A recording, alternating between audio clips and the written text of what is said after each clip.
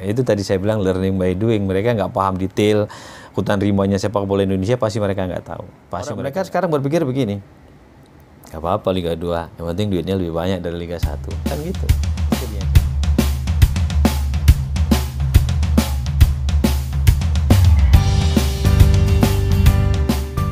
Memasuki tahun 2021, sejumlah artis dan pengusaha muda berkategori sultan seolah berebut memasuki bisnis pengelolaan klub sepak bola. Fenomena ini baru pertama kali terjadi di Indonesia. Para sultan yang berposisi antara lain sebagai pemilik, CEO, dan manajer klub sepak bola itu adalah Atta Halilintar untuk AH Pati, Raffi Ahmad di Rans Cilegon, Kaisang Pangarep di Persis Solo, Gading Marten di Persikota Tangerang, Kevin Hardiman di Dewa United, dan Gilang Widya Pramana di Arema Malang.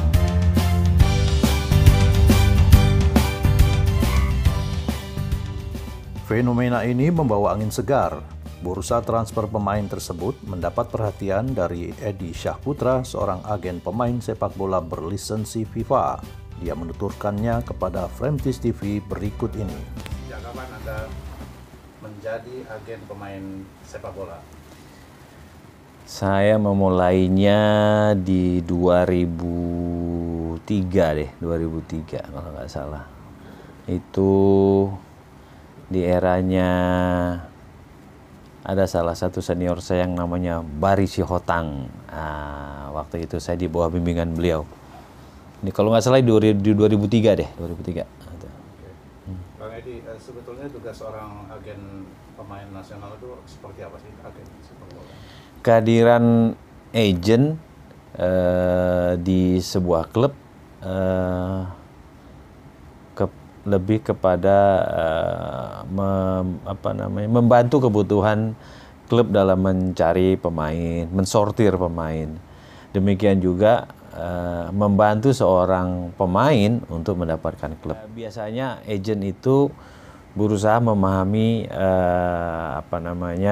style daripada si pelatih, karena kadang-kadang ada pelatih yang suka dengan pemain yang stylish, ada pelatih yang suka pemainnya yang tipikal kick and rush seperti itu.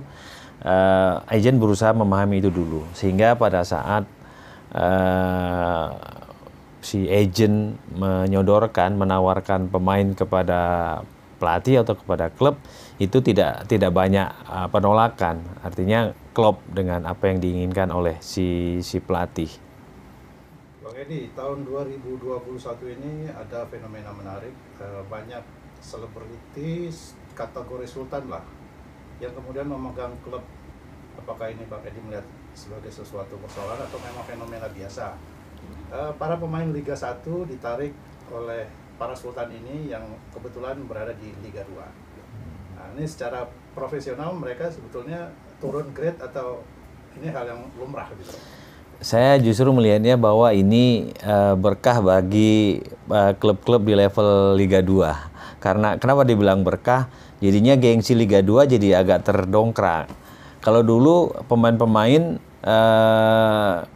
kalau kita tawarkan klub, selalu mereka menyatakan Liga 2, Liga 1 dulu dong bang, jangan Liga 2. Kan itu, selalu itu dulu. Di tahun 2000, sebelum era pandemi aja deh hitungannya, seperti sebelum munculnya 3 atau 4 orang sultan ini. Selalu pilihan pertama mereka adalah Liga 1.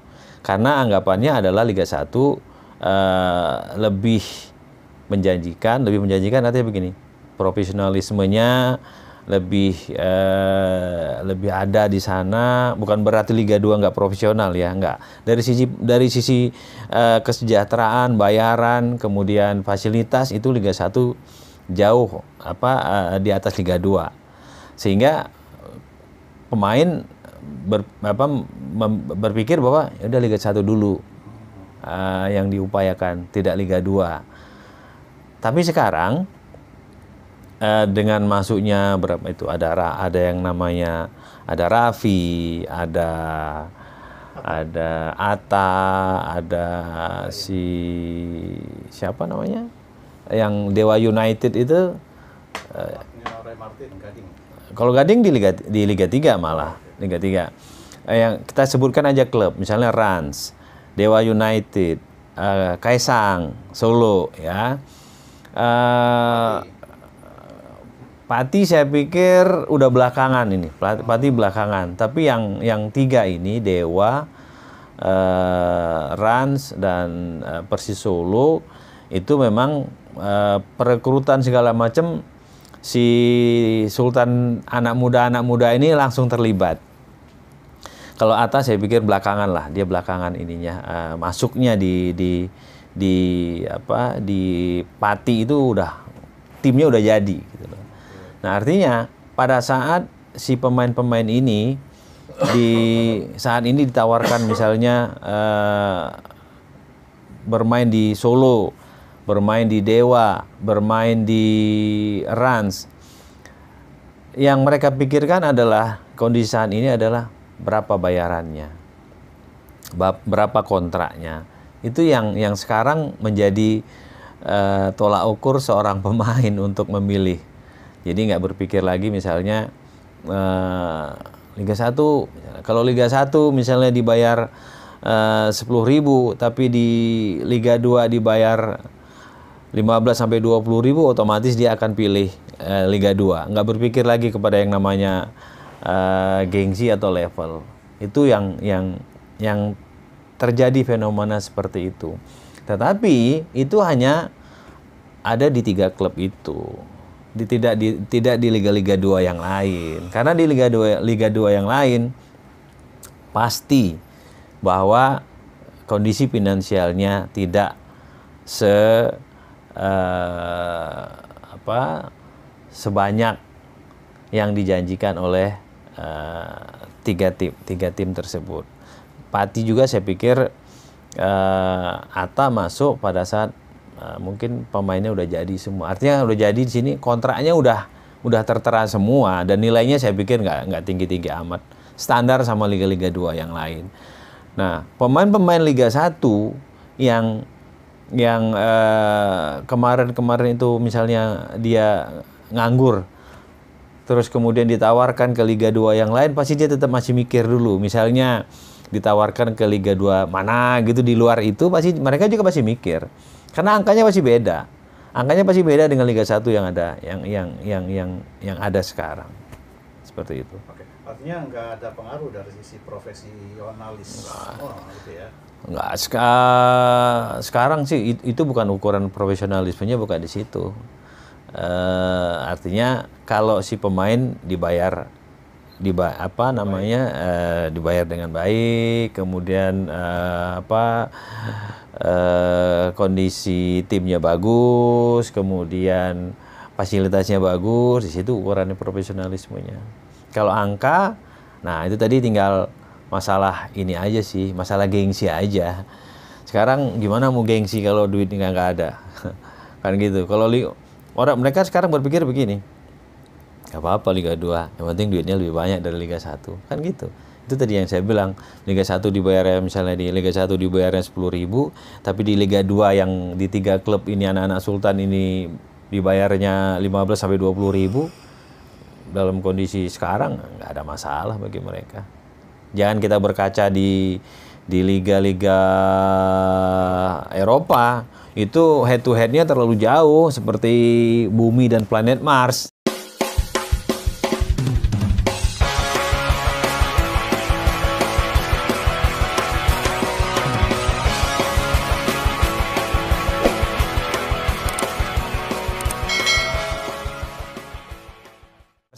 Enggak, jangan. Karena bagi mereka adalah berjuang bagaimana dari Liga 3 menuju Liga 1, dari Liga 2, dari Liga 3 nih mereka bermain Liga 3. Cita-cita dari Liga 3 atau Liga 4-nya di sana itu bagaimana mereka bisa main di Liga 1.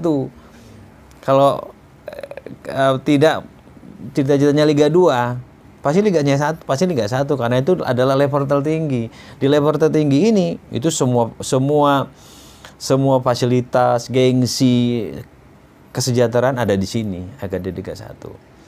Kehadiran klub-klub yang dipegang Sultan ini sebetulnya merusak sistem atau bagaimana? Seperti yang saya bilang tadi, tidak merusak sistem, tapi yang pasti justru menaikkan gengsi Liga 2-nya. Level Liga 2-nya jadi naik nih, bahwa Liga 2 bisa bersaing secara finansial dengan Liga 1 itu. Karena makanya sekarang Liga 1 juga berbondong-bondong, kalau memang bukan berbondong-bondong, artinya berusaha mencari siapa nih kira-kira sultan-sultan yang bisa ditarik ke Liga 1. Contoh Arema. Kan ada satu yang 99 itu ya. Itu kan sultan juga kan? Ya, ya. Nah, akhirnya menarik minat sultan-sultan yang lain untuk berkiprah di Liga 1, dan itu hal positif juga sih. Artinya mungkin kalau selama ini mungkin ada klub-klub yang mungkin finansialnya agak bermasalah, tapi misalnya tiba-tiba ada sultan yang mau turun, ya why not? Ya udah dikasih aja. Justru ya udah bagus itu. Bagus. Terlepas dari asumsi beberapa pengamatan misalnya bahwa para sultan ini tidak paham soal sepak bola. Nah, ini akan berpengaruh nggak? Mungkin mereka, pikiran saya nih, di pikiran saya, mereka learning by doing. Jadi sambil mereka juga itu tadi saya bilang learning by doing. Mereka nggak paham detail hutan rimbanya sepak bola Indonesia, pasti mereka nggak tahu. Dan harapan saya mereka akan kuat. Kuat itu artinya begini. Biasanya kan kalau ya kayak anak kecil dapat mainan baru gitu kan, pasti lagi seneng-senengnya nih. Nah, di sepak bola kita kan kalau mau ngurus sepak bola di Indonesia harus yang benar-benar gila bola. Gila bola itu artinya apa? Akan keluar uang terus. Kalau bicara investasi ya nombok terus. Artinya ya profitnya ya kalau BEP aja udah top banget. Udah bisa BEP aja itu udah sip. Itu udah top, makanya harusnya gila bola. Gila bola juga artinya memang itu tadi saya bilang mereka akan keluar uang terus. Nah, mudah-mudahan sultan-sultan ini bisa bertahan, dan kita harapkan mereka mampu bertahan. Karena saya yakin sepertinya mereka juga kan yang kita kenal kan mereka kayak Atta, Raffi itu kan dari YouTube itu kan pangsa pasar buat mereka, sehingga maksud saya saling terkait, simbiosis mutualisme. Mereka butuh viewer atau follower ya. Follower dan viewer. Ya. Nah, mereka butuh itu. Kemudian juga di sepak bola ini akan mereka jumpai ide-ide baru yang mungkin selama ini mereka udah jenuh dengan nyari momen, nyari untuk kegiatan mereka sehari-hari untuk viewer ini gitu loh. Kreativitasnya kalau mereka di sepak bola pasti banyak banget. Apakah itu nanti misalnya dengan si pemain ini, jadi kreativitasnya akan terus ada. Contohnya makanya mereka ambil pemain-pemain yang top kan. Contoh misalnya seorang Samsir Alam, kan dianggap selebritis, dimasukkan di klub. Dan itu pasti anak muda yang good looking ini dan bisa main bola itu akan naik ininya. Bahkan nanti ada kemungkinan misalnya seorang Egy ada kemungkinan kalau memang bisa jadi Egy juga akan ditarik ke salah satu anak-anak sultan ini. Bisa jadi karena Egy itu kan anak muda, milenial, pintar main bola, good looking, kayak gitu-gitu kan, itu kan menaikkan jumlah ininya mereka, viewer mereka, follower mereka. Tapi bicara kualitas kompetisi, kita lihat aja nanti. Kalau bicara, karena kan apapun ceritanya kita dalam sepak bola ini, outputnya adalah tujuan utamanya adalah timnas. Kan itu. Kita berkompetisi apakah itu Liga 2, apakah itu Liga 1, apakah Liga 3, apakah junior, itu outputnya timnas. Kita heboh di klub, heboh di kompetisi, kalau timnasnya kita tidak beranjak naik, itu artinya kita cuman jago kandang. Seperti itu. Nah ini kaitannya dengan ini soal timnas. Ketika Liga 1 kosong karena mereka turun di Liga 2, artinya peluang untuk mendapatkan pemain utama di timnas akan lebih sulit atau bagaimana mencarinya? Saya pikir pelatih itu tidak melihat dia berasal dari Liga 1 atau 2 atau 3, nggak melihat. Cuman kalau dilihat skillnya itu memang bagus, mumpuni, nggak ada masalah. Makanya tadi saya bilang, kalau kita kembali ke laptop tadi, masalah pelatih, misalnya saat ini kita punya Sinteyong yang punya stylenya itu tipikal pemain yang dia cari itu yang pekerja keras. Tidak ada